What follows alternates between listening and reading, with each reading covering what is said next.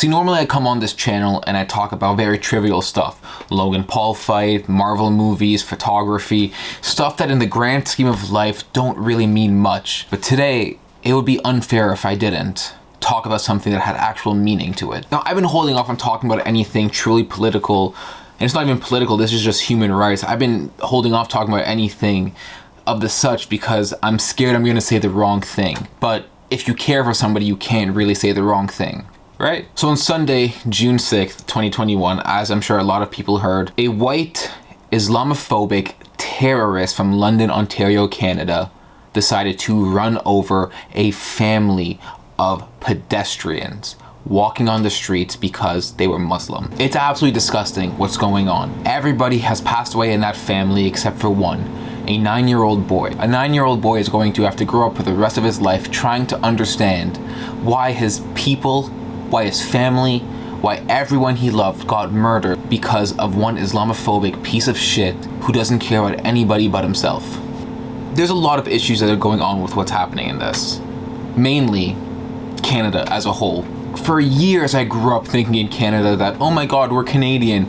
There's no racism in Canada, but that's false. It is so false.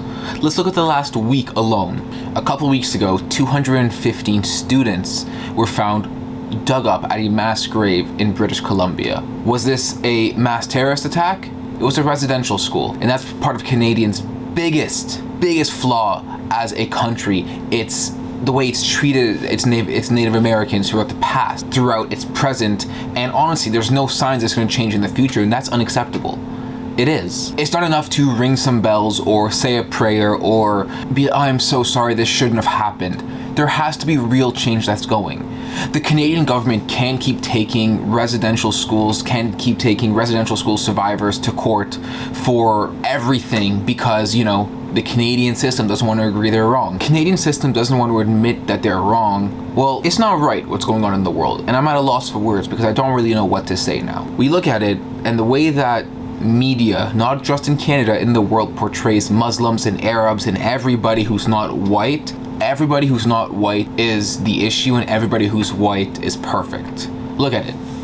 Arabs, Muslims, they're treated as terrorists, as bad people, robbers, murderers, and, you know, the actions of 100,000 or so Muslims who are terrorists does not dictate the 2 billion plus people who practice the Muslim religion and who practice it with love. And if you actually read the Quran, if you actually understand it, what they're doing, these terrorists, has nothing to do with Islam.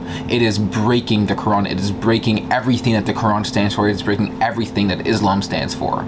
And it's unfair because racism in Canada is alive and it's thriving right now, as disgusting as it is to say, because even though we don't want to admit it, and now we do, but up until about a week ago, the mass population of Canada didn't want to admit that there was a racist issue in Canada. Look at what's happening in London, Ontario. Not just what happened with the terrorist, but what's happening with one of the government candidates, Erin O'Toole, who has his new slogan, "Let's take Canada back," which is obviously a callback to Donald Trump's "Let's make America great again." You can't make something great again. You can't take Canada back again when every country in this world is disgusting and has so many issues. There's not even anything for me to say aside from that. Canada has an issue and change needs to be made.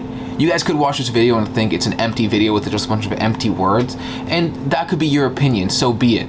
But the fact is that we live in Canada and we are the change. I'm 22, all of my friends are 20 something, I don't even know how old they are, and we're all making a change to make it safer for tomorrow's generation.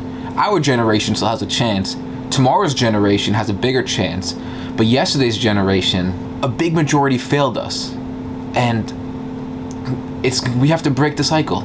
We just have to break the cycle.